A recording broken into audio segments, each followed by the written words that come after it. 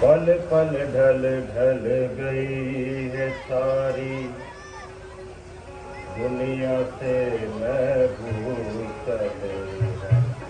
पल पल ढल ढल गई है सारी दुनिया से मैं भूल चले।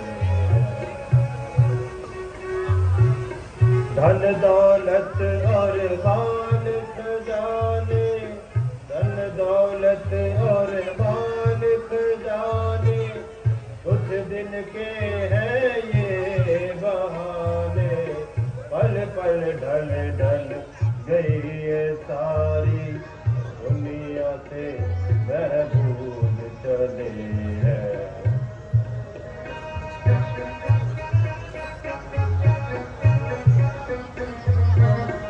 हे देव,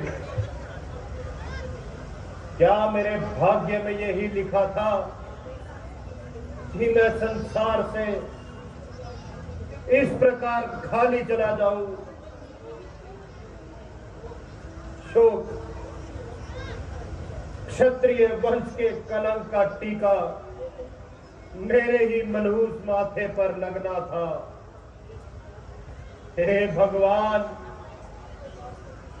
आपके पास तो किसी चीज की कमी नहीं, परंतु मेरा ये प्रारब्ध। महाराज,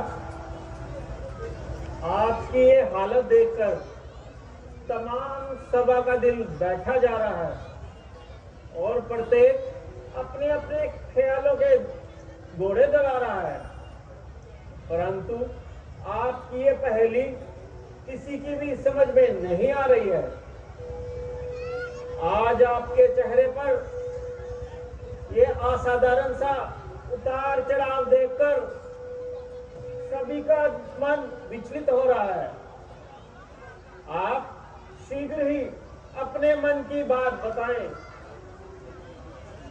ताकि सबके दिल को धैर्य हो सके। क्या कहूं गुरुदेव? हे गुरुदेव, यूं तो हर प्रकार से ईश्वर की कृपा है, मेरी प्रजा भी खुशहाल है, बस एक ख्याल है, मुझको औलाद का गम सताता रहता है। अब आयु का अंतिम भाग भी व्यतीत होता जा रहा है गुरुजी, परंतु आज तक मैं अपनी असली दौलत से वंचित हूं। गुरुजी, यदि एक भी पुत्र हो जाता तो हमारा हृदय शीतल हो जाता।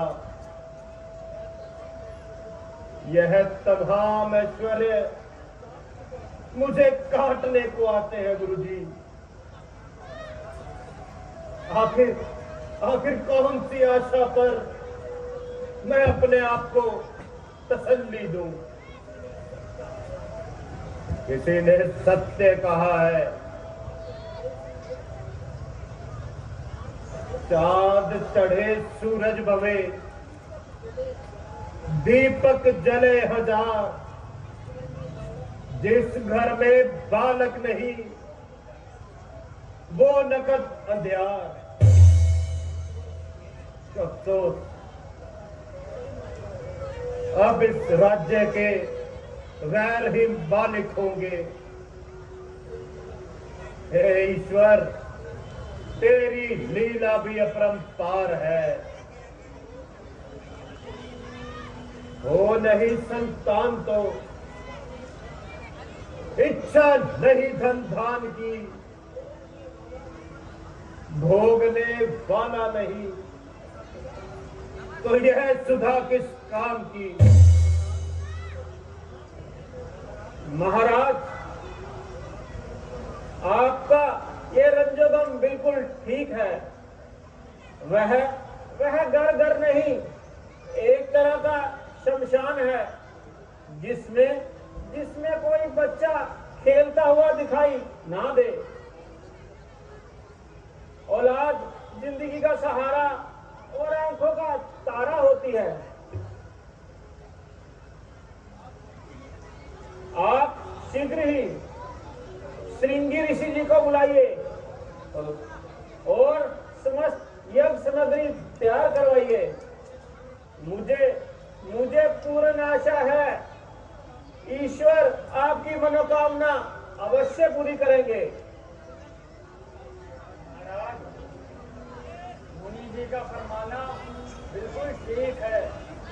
आप शीघ्र ही यज्ञ की सामग्री का तैयार करने का आज्ञा दीजिए और प्रत्येक जगह के इसका ऐलान कीजिए। हाँ मंत्री जी, उनकी शोहरत तो मैंने भी अक्सर सुनी है और आप दोनों के कहने से मुझे आज तस्दीक हो गई। मंत्री जी, आप जाइए और जिस प्रकार भी हो ऋषि जी को अपने साथ लेकर आइए। जैसे आज्ञा महाराज।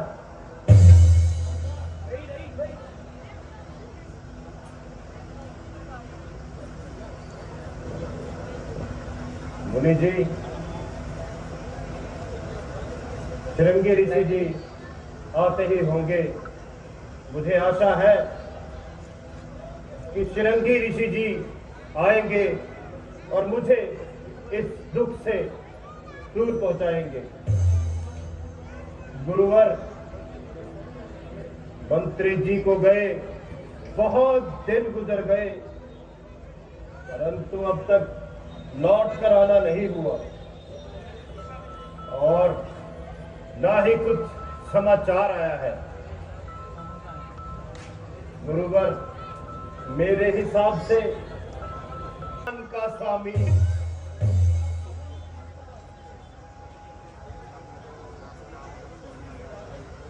राजन, जो तुमने कहा मैंने सुन लिया। राजन, इस प्रकार दुखी मत हो। मैं हर तरफ से तुम्हारा मददगार हूं और अपनी ओर से पूरा जोर लगाऊंगा और कुछ चमत्कार दिखलाऊंगा। बस राजन, अब जल्दी से यज्ञ की तैयारी करो। ऋषिराज, यज्ञ का सामान तो पहले से ही तैयार किया हुआ है, केवल आपके आने का ही इंतजार था। मैंने बहुत से विद्वान पंडितों को बुलाया है। ऋषिराज, आप मंडप में बैठकर यज्ञ आरंभ कीजिए और जिससे जो काम लेना है उसे आज्ञा दीजिए। बहुत अच्छा राजन, मैं यज्ञ शुरू करता हूं। मंत्री जी, जाइए और यज्ञ का सामान ले आइए। जैसे आज्ञा महाराज।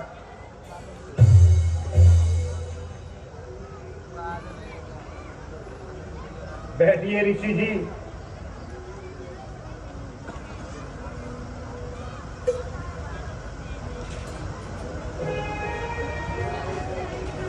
बैठिए गुरुवर।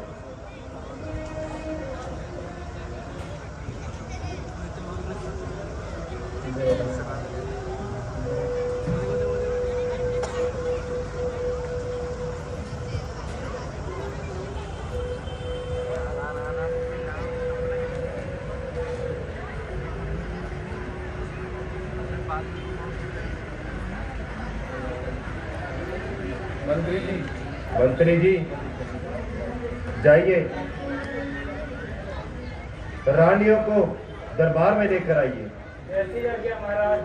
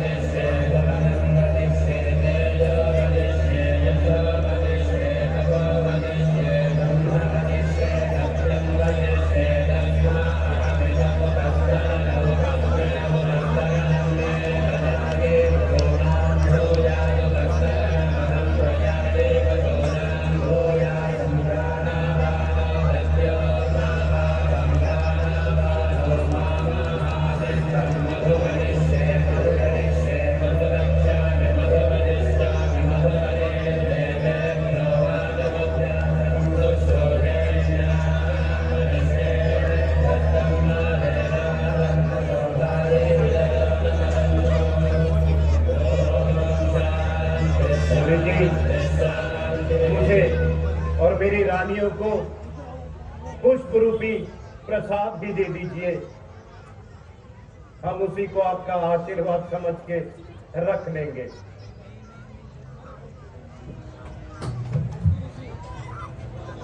राजन, मैंने यज्ञ संपूर्ण किया।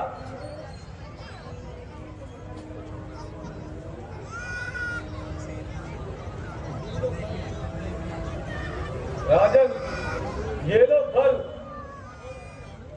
और अपनी रानियों को दे दो। ईश्वर की कृपा से आपके घर में पुत्रों का जन्म अवश्य होगा। ये हमारा आशीर्वाद है। भगवान आपकी मनोकामना अवश्य पूर्ण करेगा। ठीक है ऋषिराज, आपका मैं और मेरी प्रजा सदा ऋणी रहेगी। धन्य हो ऋषिराज।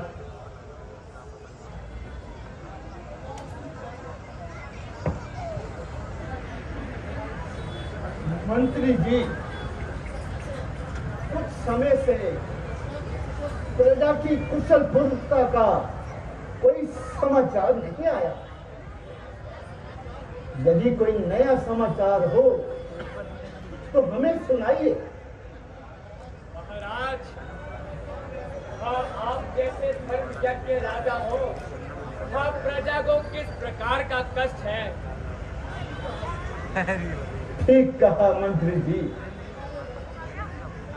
हमारे ऊपर ईश्वर की कृपा है, तभी तो हमारी प्रजा खुशहाल है।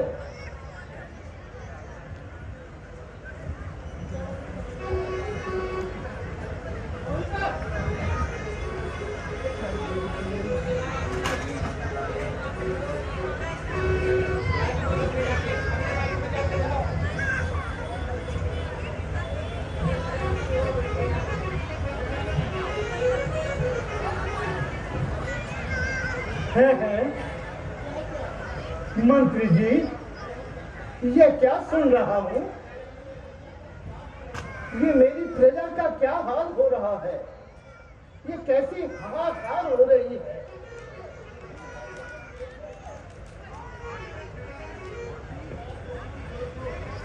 है तुम देखो, तुम ये फरियाद आया है, कोई रोगी है या इनको किसी दुख ने सताया है? महाराज, दुखों के मारे खड़े हैं, पुकार अपनी सुना रहे। सुनो ये राजा, दुखी है जनता, हजारों संकट उठा रहे। ना मेघ आया, ना पानी बरसा। महाराज, अनाज हुआ ना बिल्कुल पैदा। हमारे बच्चे बने हैं भूखे। गरीब सब बिलबिला रहे हैं। गुजारे हम कैसे जिंदगी, मिले ना पीने को बूंद पानी। तड़प तड़प कर हजारों प्राणी प्राण अपने गवा रहे। प्रजा, ये हमारी प्रजा, वही प्रजा तुम्हारी दशा पर मुझे रोना आता है।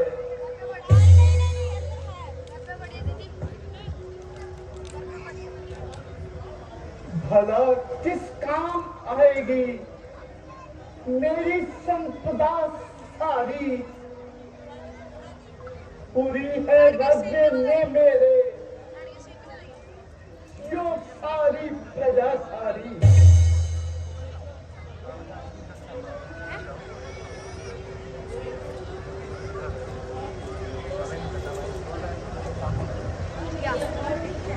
हे अकाल पुरख लोगों, तुम बिल्कुल घबराओ नहीं। मैं तुम्हारे लिए हर कुर्बानी देने को तैयार हूं और अपनी दिव्य दृष्टि के द्वारा किसी बात का समाधान जरूर निकालेंगे। गुरुदेव, महाराज, मेरे विचार में एक सोने का हल बनवाकर और दक्षिण दिशा की ओर चलाएं। भगवान की कृपा से आपकी समस्त प्रजा खुशहाल हो जाएगी। जैसी आज्ञा गुरुदेव। मैं स्वयं खेतों में जाऊंगा और खुद हल चलाऊंगा।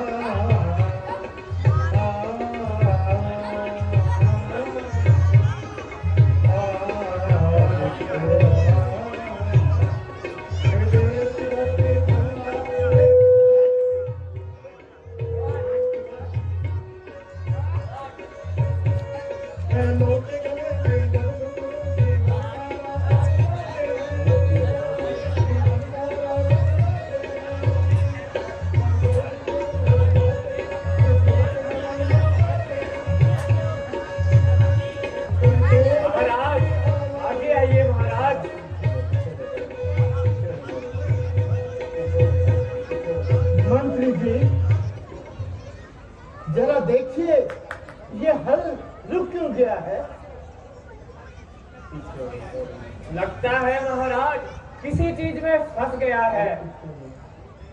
गुरुदेव, आप जरा देखें तो सही।